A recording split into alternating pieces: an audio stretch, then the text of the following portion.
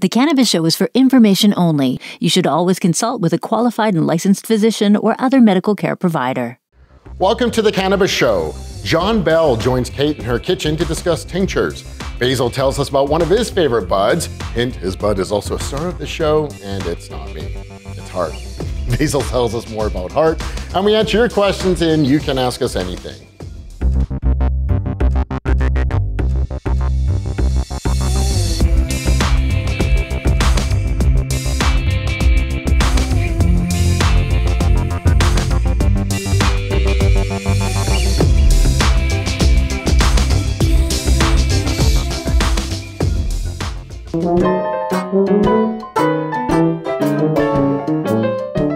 This is Basil's Buds, where I talk about someone awesome who I wish was my bud.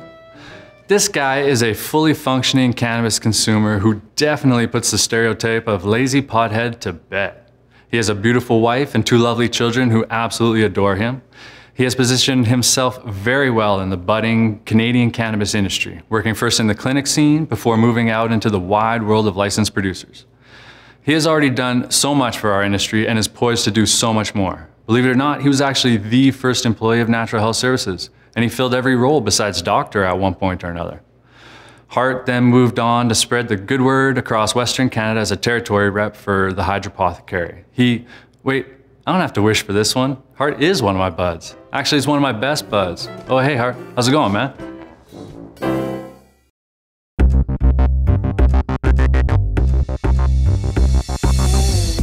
Hi, welcome to Kait's Kitchen. We have a guest today, yay. I don't know a lot about tinctures, so we've invited John Bell, who you might have seen in past episodes, come in to define them for us and describe them for us. Welcome, John. Thank you, happy to be here. Great. So tinctures, why a good ingestion method? They provide an alternative for people that don't want to smoke or even ingest edibles because of fat content. So things with butters and oils and fats in them, they might not want to do that. So a tincture is a really good low carb way. They're also they're highly effective and at a quicker way if you put them under your tongue. They'll absorb a lot quicker, so a lot faster than just ingesting them. Great. And what is a carrier usually for the medicine in a tincture? Well, there's various. There's solvents. And there's various types you can use, the most common being alcohol. And the higher the alcohol content, the more you'll absorb out of your cannabis. So what kind of content would this one be?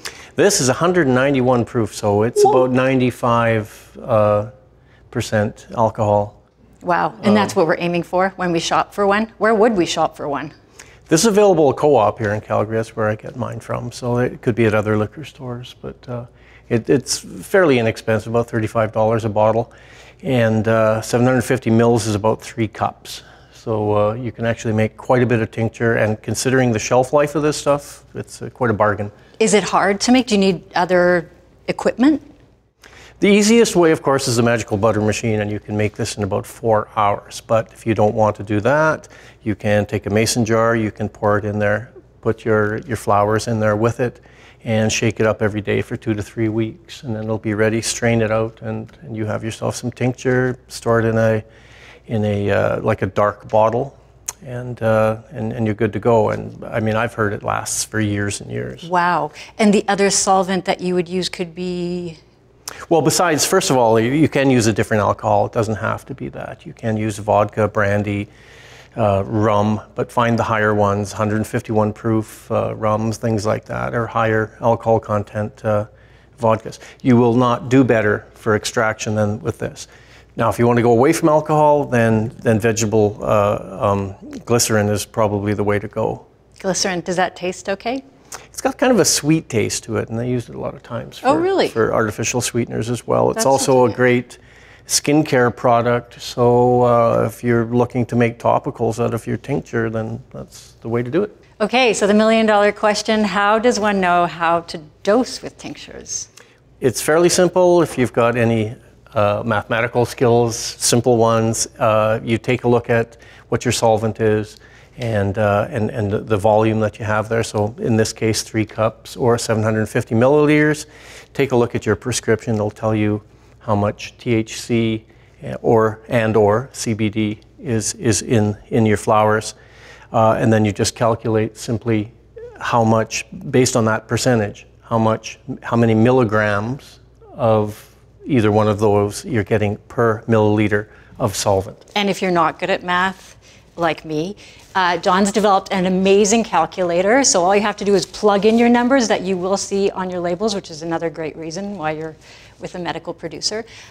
You plug in those numbers and you get exactly what you need, and that's what John has created for us. So if you link to the blog, which is on naturalhealthservices.ca, and you go to the one on tinctures, then you'll have the calculator there and this description all over again with some extra details.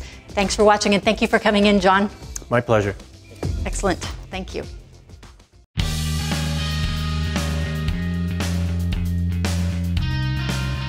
You can ask us anything on The Cannabis Show. To submit your question, email thecannabisshow@naturalhealthservices.ca. On our panel today, we got the lovely Kait and the very intellectual Hart. My name is Chris. Lovely too. And today's question comes from Rupert. And the question is, I saw my doctor put down 3G a day on my medical document. What does that number mean? Well, 3G is 3 grams. Exactly, you got it, Chris. So what that number basically tells the patient as well as the LP is how much cannabis the patient can actually purchase in that month. So at 3 grams a day, you times that by 30 days in a month, you end up with 90 grams a month. That's quite a lot. Right. Yeah. Keep in mind, this is not a prescription per se, so it's not that the doctor is telling you to do 90 grams of cannabis a month. Really, it gives you some flexibility within ordering, so you can try a couple different strains. But low and slow is the way you want to start anything, so don't get confused thinking that that is what you have to ingest or necessarily what you have to order. You can go without ordering for a month, and you can certainly order less than that, and you certainly are probably going to be doing quite a bit less than that. What about when it comes to the oils? So essentially, oils will have an equivalency number for your daily gram allotment. So one bottle of oil may be equivalent to 7 grams or 5 grams. It just depends on the LP. Yeah, but 3 grams of oil a day is probably too much for anyone. Yeah, that's a lot. Awesome. Thank you very much for your question, Rupert.